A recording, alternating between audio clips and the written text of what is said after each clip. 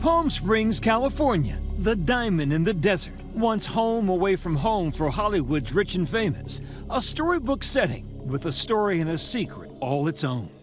Palm Springs is home. It's life for me. It's my blood. It's my sweat. It's everything. And for Pearl Devers, that story left a scar. There's not a hint or a trace that we ever existed here. Not an ounce. That's the painful part. Pearl says her childhood home was forcibly taken by the city of Palm Springs in the 60s when she was 12. The home that my father built was burned, bulldozed over by the city fire department. As many as 1,000 people lost their homes with, they say, little or no warning. They never told us to leave. You come home and your home is gone. A state attorney general's report called what happened a city-engineered Holocaust. Basically, this story was buried for decades. Palm Springs' best-kept secret until now. Tonight, inside one group's fight for reparations. When some folk hear the word reparations, they get tight in the chest. They think, wait a minute, you're asking me to pay for something that I didn't do, I wasn't here. You say what? You're directly benefiting off the property that you removed us from. Maybe you should have did your history a little better before you moved here. As the national debate rages over what, if anything, should be done to pay for America's sins against communities of color, we check in on the first city in the nation to implement reparations, the resolve and the roadblocks. Last we spoke 2 years ago, you said that, quote, not enough resources, not enough commitment. Did those worries come true? Absolutely. These are a few pictures of my family from Section 14 of one of my uncles, some of the homes in the background there. Dieter Crawford's family came from Texas and Mississippi in the 1950s to Palm Springs. Part of the black migration, go west, young man, that rings true to most of the families that relocated out here. Most of those working-class folk, black and brown people, lived here. 1 square mile tract of tribal land called Section 14, prime real estate in downtown Palm Springs. It's tribal land owned by the Agua Caliente. They were the only community willing to allow black and brown families to live on their land. Attorney Ariva Martin is representing some who lived on Section 14 and their descendants. The irony was, for a lot of these families, they were escaping the Jim Crow South, only to find that some of the same Jim Crow laws and policies were very much prevalent in Palm Springs. City documents from that era refer to substandard housing conditions on Section 14 and paint a portrait of Palm Springs' desire to, quote, clean up the land. We often hear that the homes on Section 14 were ran down. Looks like a nice house to me. How could we build Palm Springs and not have our own homes nice? When a federal law passed in 1959, expanding the length of leases on tribal land to 99 years, Section 14 suddenly became attractive to developers. Section 14, as a part of the city's grander plan, has been commercially developed. There's been hotels, spas, casino, convention center, condominiums. According to state documents, in 1964, the city of Palm Springs approached the conservator with a plan to raise Section 14. The city would then clear the land using city funds. Now, this happened 60-plus years ago, long before you were born. Do you think it's had any impact on your life?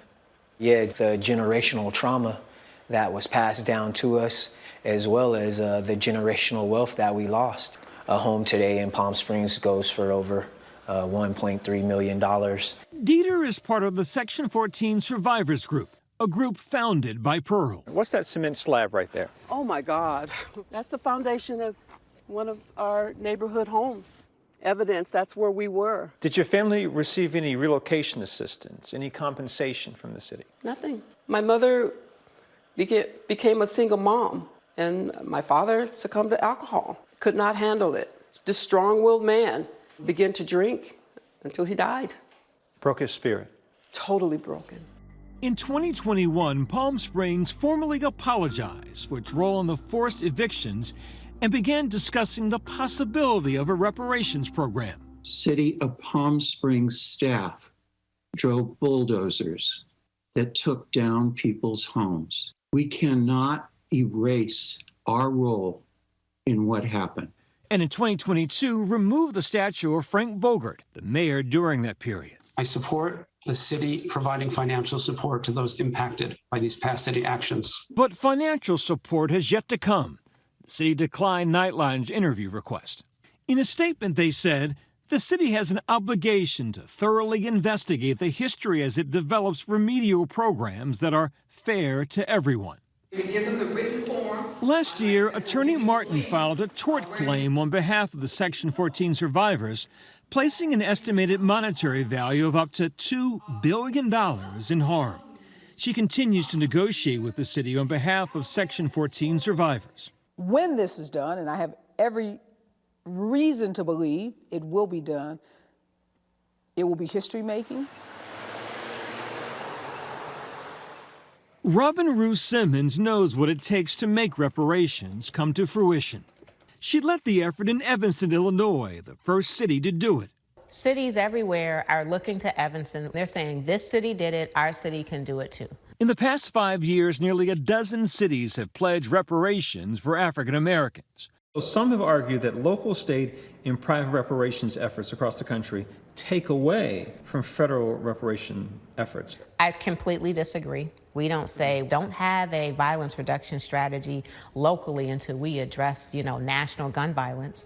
This community was redlined. We first met Simmons in 2021, just as the city was beginning to implement their 10-year, $10 million reparations program, initially in the form of a $25,000 housing voucher for ancestors and descendants who'd survived racist redlining and housing discrimination. For all of your work in this space, what worries you still? Not enough resource, not quick enough. I do believe that we're committed as a city. Her worries were well-founded. Evanston has come under scrutiny for what some see as a slow rollout. 818. In January of 2022, Evanston City Council held a lottery-type drawing to announce the first 16 out of 140 approved ancestors to receive that housing voucher. That's a new window, and they repaired the chimney, and they put on the new roof. 74-year-old Ramona Burton was one of the first to receive the money. I don't think it's enough, but it's a start. But the amount of recipients stalled at 16 for more than a year. We've had to learn a lot along the way. There were no models. There was stall in getting the revenue. We pivoted to add an additional revenue source, and so now we have more funding coming in. They've also amended the ways people can receive reparations, adding a cash benefit option. I'm not satisfied with the amount of disbursements, but we are making progress. You have denied me all my 98 years. Hopefully, before I die, I'll see the world change. Ben Gaines Sr. was number 62 on the list. The former Pullman porter left the Jim Crow South for Evanston. Redlined but determined, he and his wife built a home. A white contractor very explicitly told him and my mother, I'll build a house for you anywhere within that red line zone, nowhere outside of it. So back then, green money wasn't enough money. Exactly. Gaines celebrated his 100th birthday while waiting for his $25,000 housing voucher. In April, he died, still waiting. One of the 11 ancestors to pass before receiving reparations. It's just unjust. He should have been prioritized. There is a sadness in your eyes now. Yeah. With all the promises and all the hoopla, he never got to see it. And when I think about the seniors who've passed away, people who applied, who were all in, who bought it, but who never saw a penny of this money, how does it hit you? Well, I hope that they transition hopeful and not disappointed. I heard from seniors that said, if I don't receive $1, this city has acknowledged this harm and committed to a process. To date, the city has distributed $2.7 million to 107 people. The commitment has also grown from $10 million to $20 million. You endured direct harm from our city and this nation, and you did so while raising a community This is not a punishment to white America. This is justice for Black America. Hi everyone, George Stephanopoulos here. Thanks for checking out the ABC News YouTube channel. If you'd like to get more videos, show highlights, and watch live event coverage, click on the right over here to subscribe to our channel, and don't forget to download the ABC News app for breaking news alerts. Thanks for watching.